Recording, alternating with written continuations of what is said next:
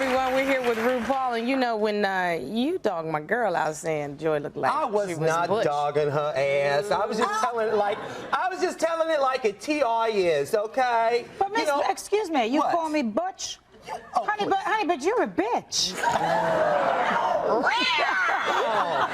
Must always remember when you say mean things to the co-host, they get to come back at you. That was not a mean thing. I'm just stating facts. And she came on my show talking about, you look like a, why is it that you look so great in a dress and I can't? You know what? I take it back. The butch thing was a compliment, but the voice is not. There you go. And look at Miss Behar now, because that's glamorous. Well, you know what? I have to say, and when I saw her backstage, I have to say that they did fem her up. I love the haircuts. Doesn't the hair look great? The hair looks the hair. great, and you wearing nice colors and stuff, but the slacks, you know. She looks fabulous. Do you to think me. that I'm going to take fashion advice from a drag queen? Well, honey.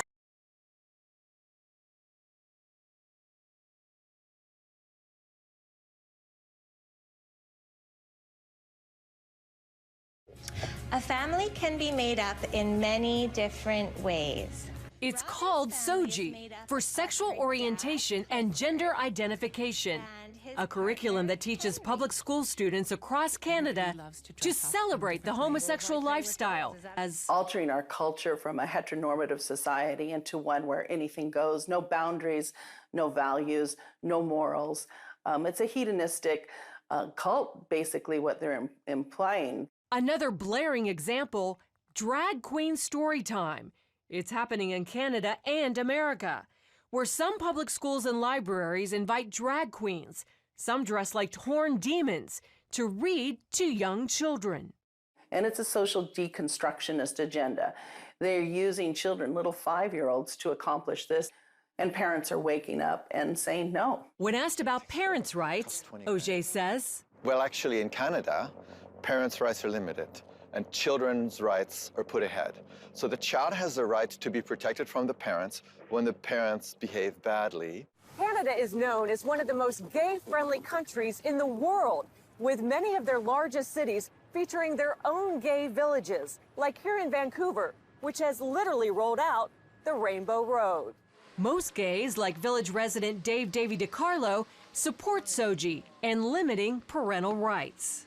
The change that we have to see is sometimes the parents, and the kids are doing actually really okay. This is very scary stuff.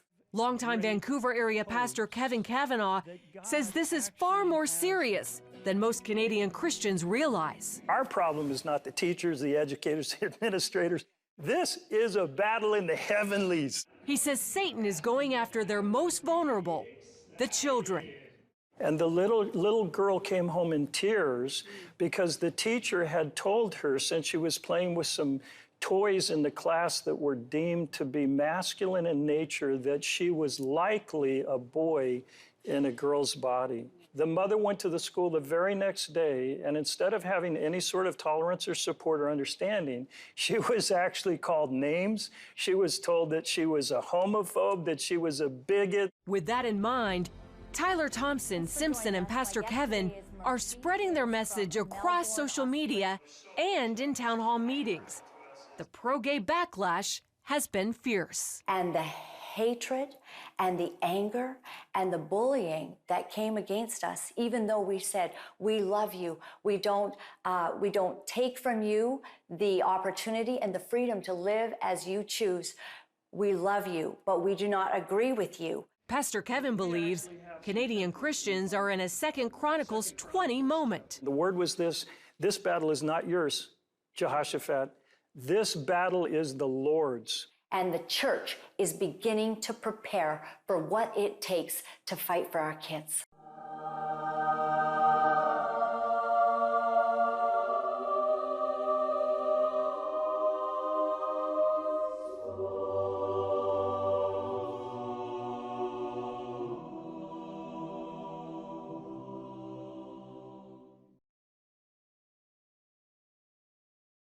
I've learned not to give advice anymore. So I don't give advice anymore unless someone asks me a question directly.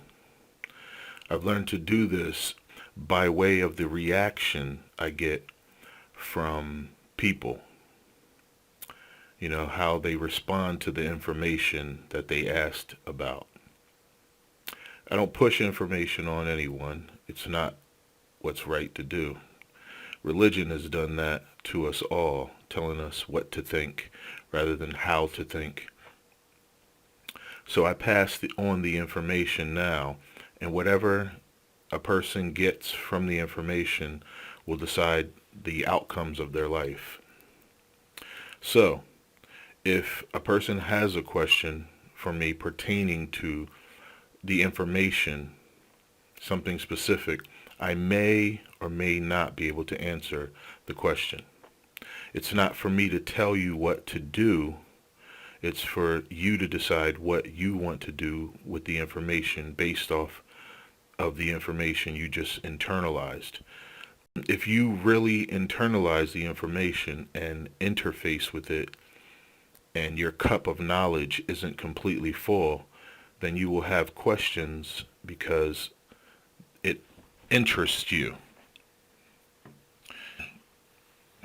It's difficult, I know, to put your mind into things and think outside the box that the establishment has created for us to control us, like social media, the fake news, and false gods and prophets. Like most of these televangelists who operate out of these dead churches, whom have lost the true spirit of God. To me, God is everywhere and is everything in nature. You don't need to go to church to find God. You find God right where you are.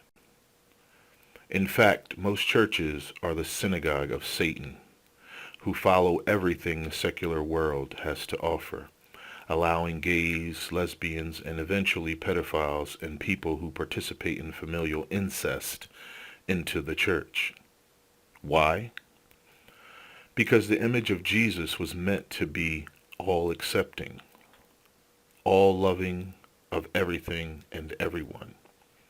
The image of Jesus is a very ambiguous image. So, if the church just accepts everything and everyone, despite its conventional, conservative morals, despite what it says God is against, then what good is it? What good is the church? The God in me knows all of this because I have not forgotten how to use my instincts, my discerning abilities, which the Almighty God has blessed me with and all of us with. But most of us, including so-called Christians, choose to participate in the debauchery of Satan because their church has become a big business in which their bottom line is the bottom line. The Spirit came over me today, and I was compelled to deliver this message to you, whoever may be listening, as I have delivered it to family members in the past and friends. The liberal takeover has begun. America is more liberal today, now, than it was 50 years ago, says Michael Holt, a New York University sociologist and the author of The Study, which appears in a Public Opinion Quarterly. Using data from the General Social Survey, Holt considered nearly 300 variables, attitudes, beliefs, and behaviors from 1972 to 2018, and the age of the respondents by dividing them into 32 cohorts, each spaced 2 to 3 years apart. The analysis included Americans born as early as 1882 and as late as the year 2000. Overall, the data showed that each cohort is more liberal on balance than the one that came before it.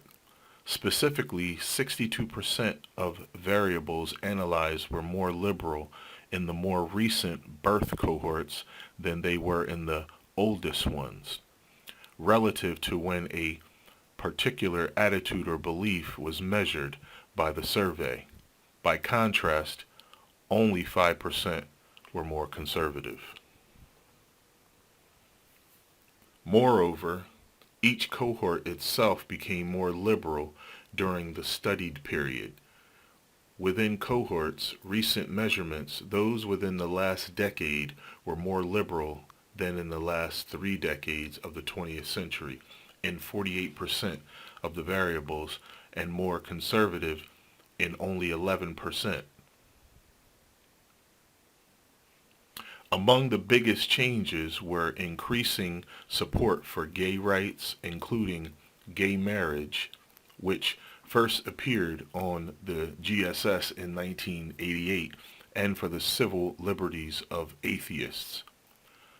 Notably, Americans' attitudes have become more liberal on racial issues. However, Holt says some of this change may be due to the growth in Asian populations in the U.S., even though whites' attitudes moved in this direction as well.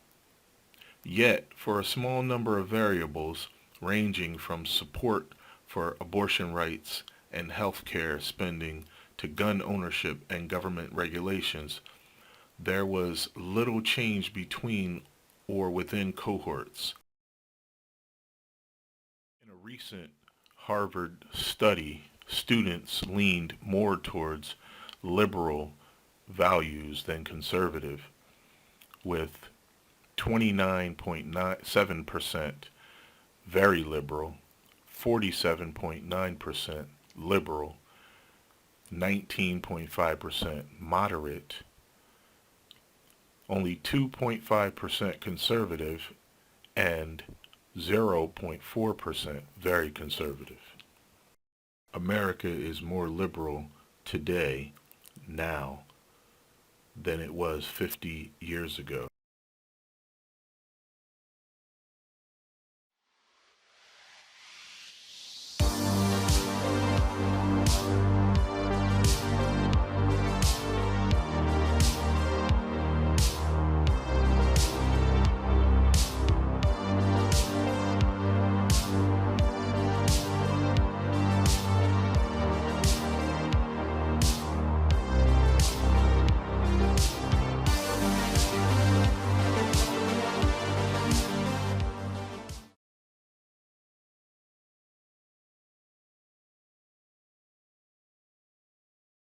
It'll be brains and ballots at the ballot box. We must outsmart the liberals. We must outsmart the stupid people that are trying to ruin America. We outnumber the stupid people. Trust me. I counted them. My good friend Neil Boortz, who's a radio talk show host out of Atlanta, many of you know Neil. I was a guest on his show one day, and he said, "Herman, I beg to differ with you." I said, "What's that, Neil?" He said, "You know, there's a difference between people being stupid and ignorant." I said, "Yeah, you're right. You say stupid people are ruining America, but they don't have the ability to learn. Ignorant people have the ability to learn, but they won't learn. They just don't know any better." I said, "Neil, you are technically correct." I said, "So what you're saying, Neil, is stupid people and ignorant people are ruining America, both of them." It's the availability of a double-barrel magazine extended clips. Double-barrel magazine extended clips. Double-barrel magazine extended clips. Take a look at this video used to shoot a watermelon using an AR-15. This right here has ability with a .30 caliber clip to disperse with 30 bullets within half a second. This is what an AR-15 sounds like.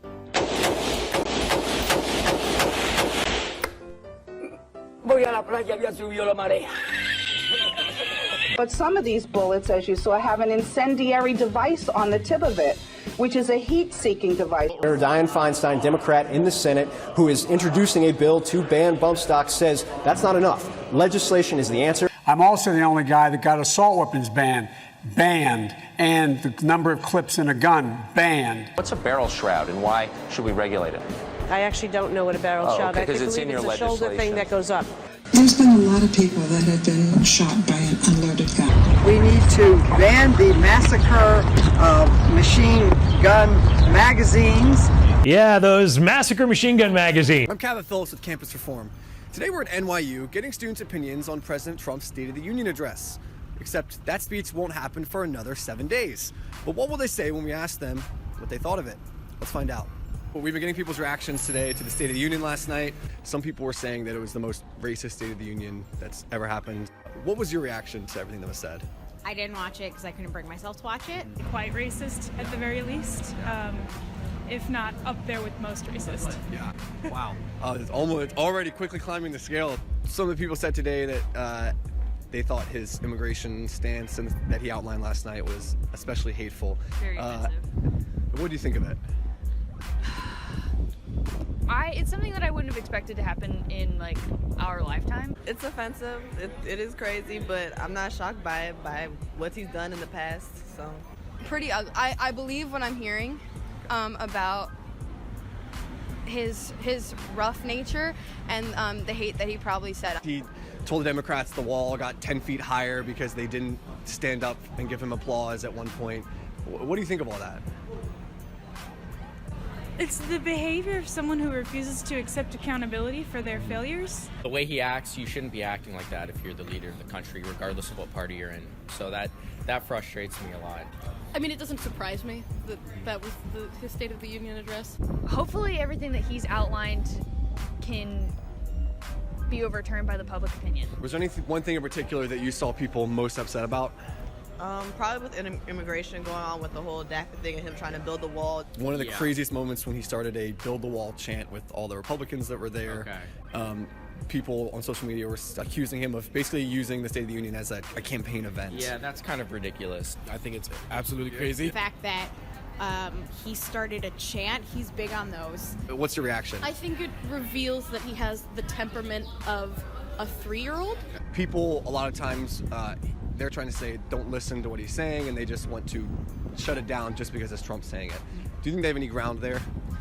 I don't think so. I think there are enough progressive and intellectual people that really analyze what he's saying. Do you think he's going to follow through with the things that he promised last night? I don't know. We'll see. He said he was going to become president. He became president. It'll be brains and ballots at the ballot box.